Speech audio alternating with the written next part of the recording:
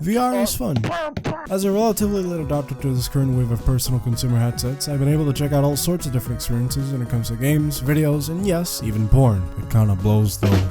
A lot of it mid at best, and a nauseating heaping pile of dog shit at worst. But one thing they can all deliver to a varying extent is a genuine feelings of presence and immersion. Games like Moss, H3VR, Lone Echo, and Boneworks perfectly deliver on these unique experiences that can't be achieved in any other medium, at least with how convincing everything feels. An underlying issue with these titles, however, is that they all develop with an extremely small staff with a meager 2-piece chicken nugget budget, all released few and far between. Which is where all the fancy schmancy shit Valve is doing can come in and potentially break the cycle for good. Half-Life Alyx is Valve's first of 3 longly cock-teased flagship VR games, and I'm still pinching myself wondering if I'm stuck in a dream. My general thoughts on it are overwhelmingly positive, with a few minor gripes here and there. The true power of Source 2 is on full display with higher fidelity graphics, character models, animations, more robust physics interactions, and glowing red meshes when textures forget to load in. So this limbs is attached to the toilet, I think, so it should be extra glitchy when I try to stretch it out and break the physics. All jokes aside, the game is quite beautiful, especially with how artists handled the shading, having every environment meticulously polished with pre-baked lighting. Cause like the game looks like fucking total ass otherwise. Like mentioned before, the sense of immersion is surreal, and nowhere is this shown off better than in the game's opening hours. Giant striders stomping 2 feet in front of your face, combine swarming you and holding you up at gunpoint, and later on, headcrabs leaping at your chest for a nice paisuri.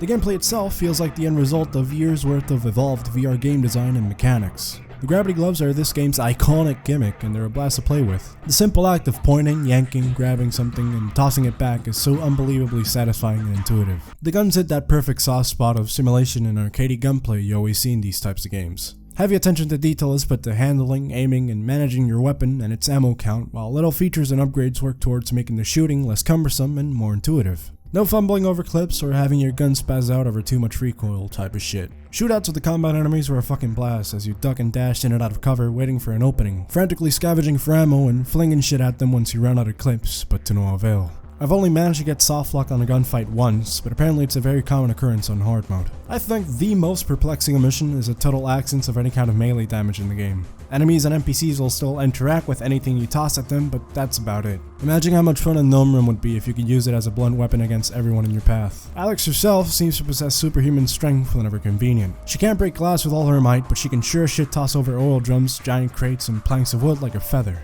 It's something you'll be doing constantly, as exploration and scavenging will compromise a good 50% of your time spent. The main reason for this, other than health and ammo, is to collect bits of resin which are used to upgrade your guns. These are only relegated to small upgrades like sights and extended mags, while a shotgun gets a sick grenade launcher as a secondary fire. I don't really have a problem, as looking through every nuke goes that extra bit in making the world feel like a real space. Check his belly. Can I just shoot his belly? Yes, no! Only issue being that there's nothing to find other than the same 4 resources over and over again. No notes, no audio logs, special items, nothing. It's made even more apparent as you replay the game and items are in the exact same location regardless of what difficulty you're on. It also seems to be a bit thin in terms of story outside of a few NPC encounters. It's very similar to the original games, except they now took a page out of Portal, having a borderline autistic comedic relief with a foreign accent chatter in your ears until they start bleeding. Totally understandable, and would have been worth it, by the way, in this case. Right. Having said that, I have a hard time Can you imagining shut up? another situation Can where you that would have been the please case. shut up? And, I don't much like care. father, Unlike Portal 2, however, the you writing falls fucking flat on its old face whenever it's trying to be Aussie funny. cunt. Like, the only fucking chuckle I got out of it was completely unintentional. I think I just killed Gordon Freeman.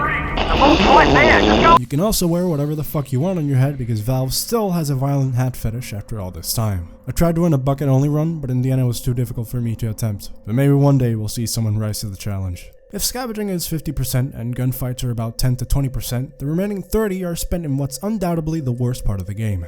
the puzzles. You know, people always shit on Half-Life 2 for having shit like the seesaw puzzle, creating the pacing to a halt, but it's nowhere near as bad as Alyx's fierce puzzles. Fucking these things are blatantly copy-pasted everywhere to offer nothing but padding. You can't avoid them either, as you'll be missing out on valuable resources, upgrades, or just a straight-up locked path. I've yet to know anyone who enjoyed doing these things. They're not hard or require any thought, it's just fucking busy work. The other two sets of multi-tool puzzles are much better. The rewiring puzzles have you exploring an area's layout and moving around objects to find hidden spots you wouldn't think to check. And the mind fuses are tense and require extreme precision if you don't want to get your face blown to chunks. Horror elements have always been a recurring element of the Half-Life series, and there's an even bigger emphasis with Half-Life Alyx. Your first encounters with zombies and headcrabs are slow and methodical, before ramping it up later on as you're fighting off poison headcrabs and zombies surrounding you in pitch darkness, all while trying to avoid barnacles choking you out. Come here. You tried. The segment with Jeff being my favorite. My name Jay. Is a blind spore-infested zombie that relies on sound to find where you are. You also just happen to meet him in a tightly cramped room of a distillery chock full of fragile glass bottles. There's also plenty of traps like spores causing you to cough profusely, loud alarms going off when turning on the power, and headcrabs being total cunts among many other things. No, you don't. It's a genuinely tense and nerve-wracking experience, and it's the most fun I've had in any game ever, in part boosted by the stunning sound design in the game, feeling equal parts nostalgic and alien on top of being ominously atmospheric. Let's just say, you'll be shitting bricks on command every time you hear combine shattered followed by loud stomping.